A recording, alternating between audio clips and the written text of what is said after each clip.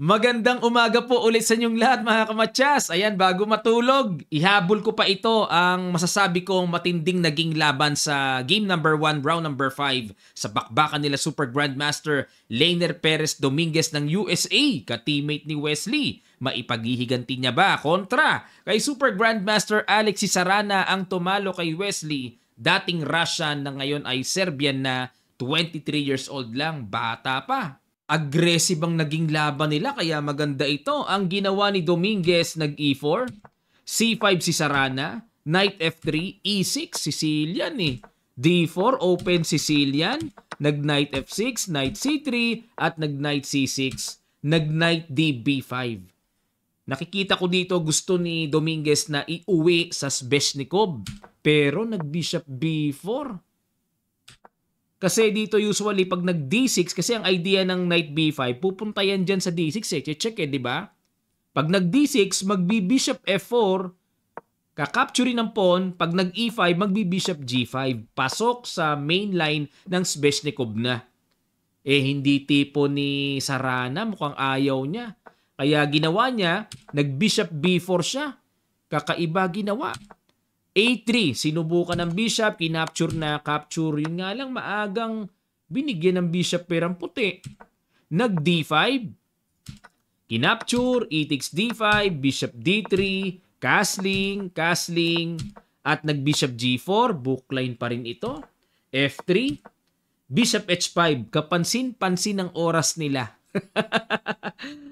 Umangat pa, ang bilis nilang tumira. Blitz ba laban?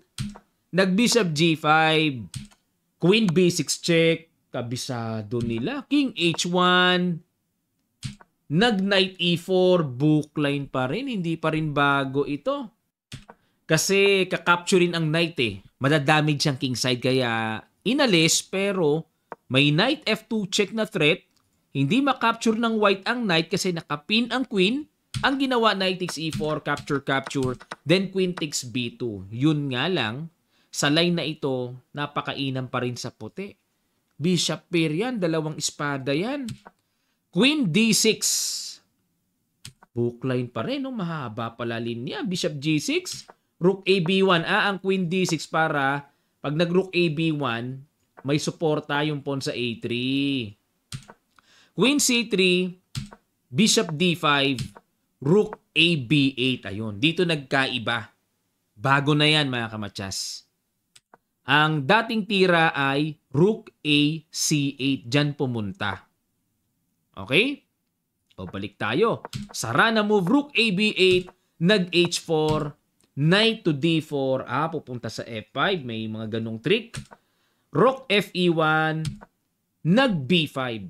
Unang nabigyan ng gantimpalang bad move. Dapat daw ang tira ay Knight takes C2 na. Tapos magro-Rook E C1, ipipin, at Queen takes A3. Manginginain lang.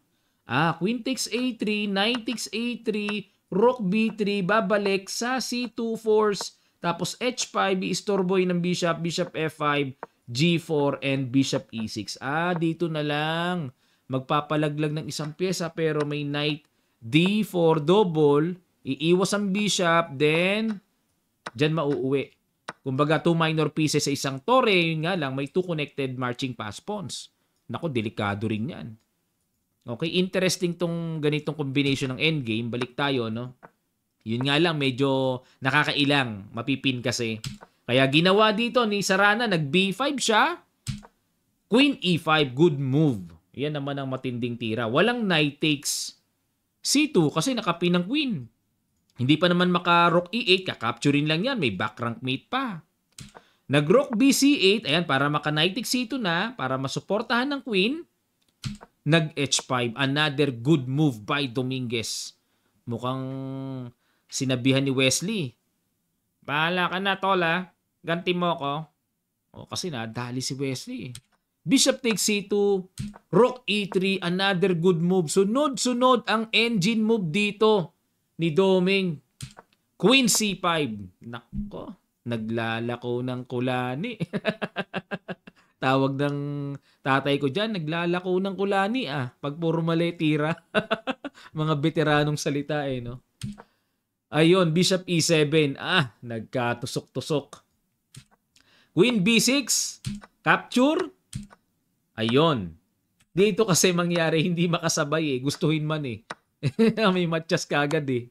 Kaya, puwersadong capturein ang Bishop at nag-Rook C1.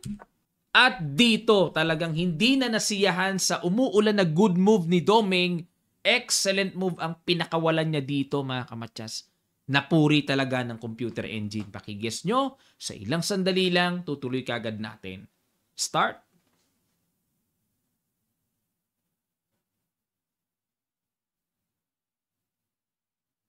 Maraming salamat sa inyong effort. Congrats sa mga nakakita. Rook C5. Excellent move. Itong tore, pag di-disconnect yan sa knight, na dumidepensa sa bishop. Pag inalis ang knight, edi bibigay ang bishop. Naku, malaking problema. Nag-knight E6. Buti may remedyo, no? Tanong, bakit hindi makapture ang libreng tore? Meron kasing bishop takes f7, check, lipad ang queen. Kakaiyak yung threat to. Kaya hindi makapture yung tore. Ginawa, nag-knight e6 na lang. Nag-rook c6. Queen d4. Queen takes d4. Sinimplihan na lang ni Doming ang buhay. Oh. Quality up eh. Bishop e6. Capture, capture. Rook e4. Rook d8 depensa, rook takes a7. Pahinga si Doming, parang hindi ininday. Resign si Sarana. Oh, bosh! Bawing-bawi naman, binawian niya si Nakabawi USA kay Saraning.